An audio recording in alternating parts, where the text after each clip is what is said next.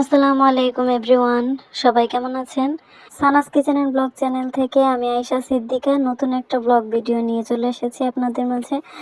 আশা করছি যে যেখান থেকে আমার আজকের ভিডিওটি দেখছেন সবাই খুব ভালো আছেন, সুস্থ আছেন এবং নিরাপদে আছেন। আলহামদুলিল্লাহ, আল্লাহ তাআলার অশেষ রহমতে আমরা অনেক ভালো আছি। নতুন একটা দিনের ইফতার আয়োজন থেকে ব্লগ ভিডিওটা শুরু করেছি।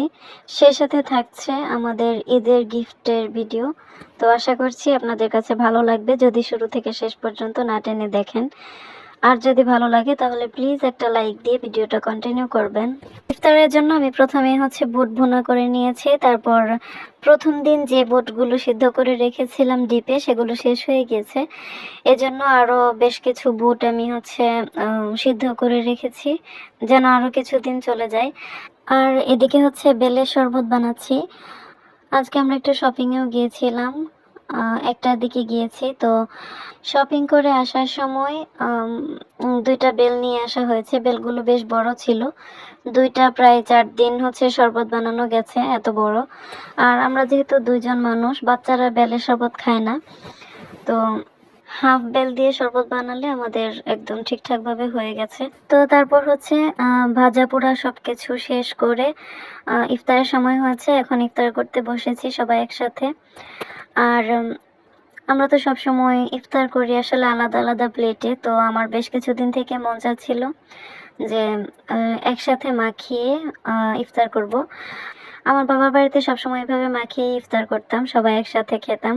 তো এখনও খাওয়া হয়, কিন্তু এখানে যেহেতু আমরা দুইজন, তো যদি মাখাতে যাই তাহলে দেখা যায় যে লাস্টে বেশ কিছুটা ইফতার থেকে যায়, খাওয়া হয় না।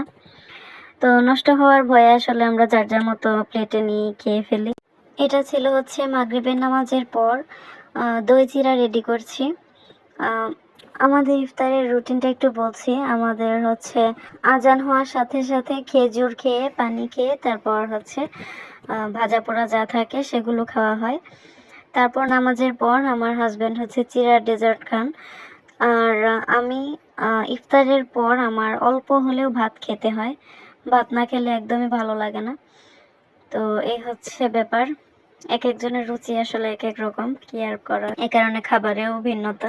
এখানে একটা মজার ব্যাপার ঘটেছিল, তো সেটা একটু বলছি। আমার ছেলে দইটা কাটার বেশ কিছুক্ষণ আগে বলছিল যে মা আমাকে দইটা প্রথমে দিবে, আমি প্রথমে চামচ দিয়ে উঠাবো।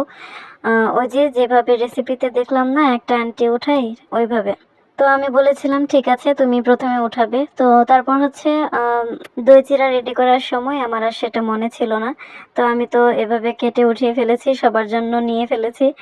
তো তারপর ও এটা দেখে খুব মন খারাপ করেছিল আর বলছিল, মা আমি তোমাকে কি বলেছি ভুলে গেলে? তো তারপর আমার হঠাৎ করে মনে হলো, আর সাথে সাথে আমি নিয়ে বললাম যে সমস্যা নেই বাবা, এই যে দেখো উপরে কিছুটা আছে, ভালো, তো এখান থেকে তুমি কাটো, সমস্যা নেই। আর আমার ছেলেটা মাশাআল্লাহ অনেক বুঝমান একটা ছেলে। ছোট হলে কি হবে, ওকে যে কোনো একটা কথা বুঝিয়ে বললে সে সহজেই বুঝে যায়। কিন্তু মেয়েটা একেবারে উল্টা। ও ওর মনের মতো কোনো কিছু না হলে একদম কান্নাকাটি শুরু করে দেয়, প্রচুর পরিমাণে জেদ করে। আর এই যে আমার ছেলে এখন উঠাচ্ছে, আর এই যে ওঠানোর পর আবার এখানে রেখে মিশিয়ে দিচ্ছে, মিশাচ্ছে আর বলছে যে আবার আঠা দিয়ে লাগিয়ে দিচ্ছি মা। তো কি আর করবো, আমার খুব হাসি পাচ্ছিল এটা দেখে। বাচ্চারা আসলে কখন কোন কাজে মজা পায় আল্লাহ ভালো জানেন। তো যাই হোক, তারপর খাওয়া দাওয়ার পর আমি গিফটগুলোর ভিডিও করেছিলাম, সেটা একটু শেয়ার করছি। এই যে এখানে একটা সুন্দর একটা 3 পিস, যেটা আমার ভাই নিজে পছন্দ করে নিয়ে এসেছে। আর এটা আমার জন্য নিয়ে এসেছে, খুবই সুন্দর একটা 3 পিস, আমার খুবই পছন্দ হয়েছে। আর আমার মেয়ের জন্য ছোট্ট একটা শাড়ি নিয়ে এসেছে, খুবই সুন্দর। আর আমার মেয়ে তো শাড়ি দেখে খুব খুশি, ও শাড়ি পরতে খুব পছন্দ করে। শাড়ি পরতে পছন্দ করে বলতে, এর আগে তো শাড়ি কখনো কেনা হয়নি বা পরায়নি। আমার বিয়ের শাড়ির সাথে যে ওড়নাটা ছিল, ওটা দিয়ে একটু পেঁচিয়ে মাথায় দিয়ে দিয়েছিলাম। তো ওই সময় হচ্ছে প্রচুর গরম ছিল, গরমের দিনে আর কি। আমি তো এমনিতে পরিয়ে দু একটা ছবি উঠাতে চেয়েছিলাম, তো তারপর হচ্ছে গরমে ও এত পরিমাণে ঘামছিল, কিন্তু তারপরে ওটা হচ্ছে খুলতে দিচ্ছিল না। তো তখন থেকে বুঝতে পারলাম যে মেয়ে শাড়ি পরতে খুব পছন্দ করে। আর এই যে আমার ছেলের জন্য একটা পাঞ্জাবি পায়জামা নিয়ে এসেছে, আর আমার হাজবেন্ডের জন্য নিয়ে এসেছিল, কিন্তু ওটা হচ্ছে ভিডিও করতে মনেই ছিল না, সামনে এগুলো ছিল তাই এগুলোই শুধু ভিডিও করেছি। তো গিফটগুলো কেমন হয়েছে অবশ্যই কমেন্টের মাধ্যমে জানাবেন। ভিডিওটা ভালো লাগলে আমাকে সাপোর্ট করার জন্য আমার চ্যানেলটিকে সাবস্ক্রাইব করে রাখতে পারেন। ইনশাল্লাহ পরবর্তী ব্লগে আমাদের শপিং এর ভিডিও নিয়ে আসবো। সেই পর্যন্ত সবাই ভালো থাকবেন, সুস্থ থাকবেন, আমাদের জন্য দোয়া করবেন। আল্লাহ হাফেজ, আসসালামু আলাইকুম।